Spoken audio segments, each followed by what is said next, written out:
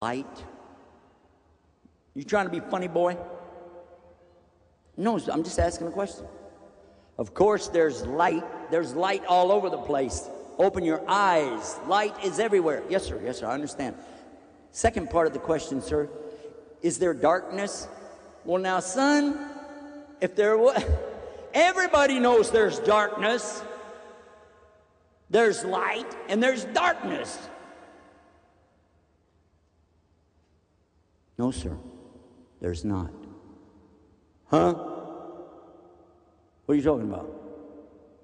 Sir, there's light. There's light all over the place here. We have watts of light, megawatts of light. Light from light bulbs, candles, lanterns, flashlights, matches, the sun, the moon. There's all kind of light, sir. But what kind of darkness is there? You can bring me a light bulb, a flashlight, a match. But, sir, can you bring me a bag of darkness? I failed to see your point, son. What do you have to say? Get it said and get it done. Sir, what I'm saying is there is light. But there's no such thing as darkness. There's an absence of light. An absence of light that we call darkness. But that's our perception. That is only our perception. We gave it a name, but it doesn't really exist. It's the lack of light. What exists is light. And if it's not there, then there is nothing. So you have light or nothing. I fail to see your point, son. Sir, I would like to ask you one more question. Ask.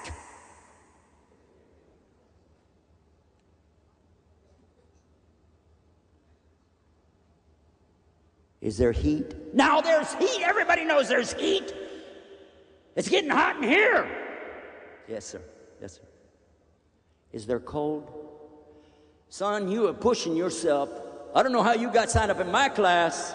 You don't know there's cold? Of course there's cold. No, sir, there's not. We have heat, and we measure heat in BTU, British Thermal Units. We measure heat in degrees on a thermometer. We have hot, we have very hot, we have the hottest of hot, and then after that is Indian food, and it gets really hot. I couldn't help it, I had to say that. But sir, you can bring heat, but can you bring cold? Because there's no limit on how high heat can go, according to your testable evidence, but there is a limit on how cold can go.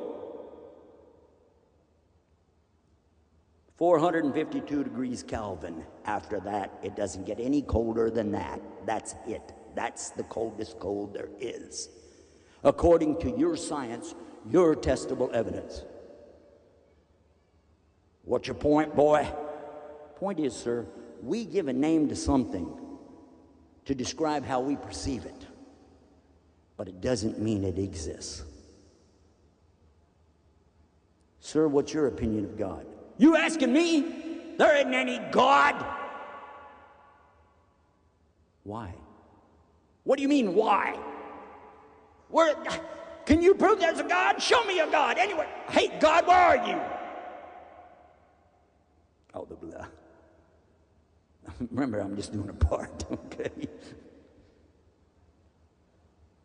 Sir, why don't you believe in God? That's simple, boy.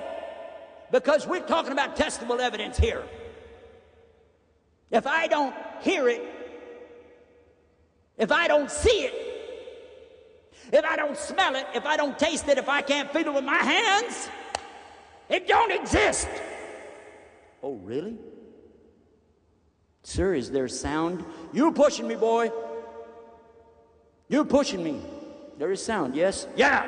All right. So there's sound that is very quiet, medium, loud, very loud, louder than loud. Yes or no? Yes. Sir, is there something called silence? I'd like to have some if there is any right now. No, sir, there's no such thing as silence. It's the absence of sound. Again, it's a perception that we give it. Boy, you're pushing my buttons. But what I'm saying, son, is this. There ain't no God, because I don't see no God, I don't hear no God, I can't smell him, can't taste him, can't feel him, and I can't even imagine a God, therefore there is no God. Really, sir? You earlier mentioned something to us about God being good. But isn't good something that we give a perception to, too? And, sir, isn't it true that every human being is born is going to die sooner or later? So, how do you know what's the best way for you to live or die? What would be your evidence for that? What would be your evidence for where you came from? And when you look to the stars, when you look to the constellations, when you look to the planets, and you look at how they're designed, and they're all in a pattern. Are they in a pattern? Yeah. Where did the pattern come from? No answer. Sir, aren't there spheres, round things going around? And the other spheres, round things going around them, sir? Isn't that what's happening out there? So what? Is it true? Yes. And those are in patterns. And they're all working together, moving in the universe. Like a big, huge something moving, turning. Who designed that? It's not a design. Well, you're going back to the glass that you drop on the ground. You're going back to this idea. If you drop it on the ground, it breaks into a lot of pieces. Yes or no? I don't see your point. Just think, sir. Because isn't it also, according to your science, something called molecules? Yes. And aren't they little round things? Yes. What is your theory of the atom? Is it a round thing? So what? And doesn't it have little round things going around it too? Huh? Something you call the proton, neutron, electron. And don't they kind of work all together? So what? So you can't see either one with your naked eye. It wasn't until scientists invented a telescope that we knew what planets really were, right? And it wasn't until the study of the planet itself by looking at other constellations and planets we began to realize that our planet was also kind of moving around, something to do with that. Is it? So what? And sir, it wasn't until somebody invented the microscope that we could see anything like molecules and come up with the theory of the atoms. Is that true or false? So what? But all of this is organized. All of this is having patterns. And you said yourself that testable evidence. So we have very good evidence of some kind of organization. Who organized it? Who put it in this pattern that you see? Who did that? Did you? No answer. Sir, you talked about God being good. You talked about the things that happen to human beings. And we already said that this is what we perceive.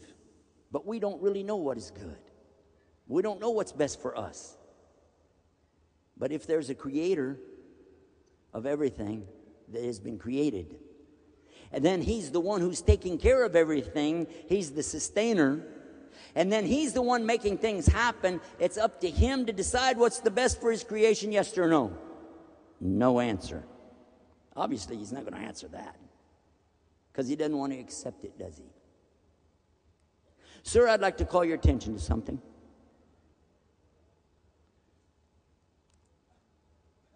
This book. Son, don't be bringing any religion in my class. I don't want the book in here. I don't want you in here. I don't... Sir, excuse me. This has science in it. What? There is no religion, book, belief out there that's got any testable science. Okay. Sir, then that means if this does have testable science in it, then this means that you'll accept this as a science book and not a religion book.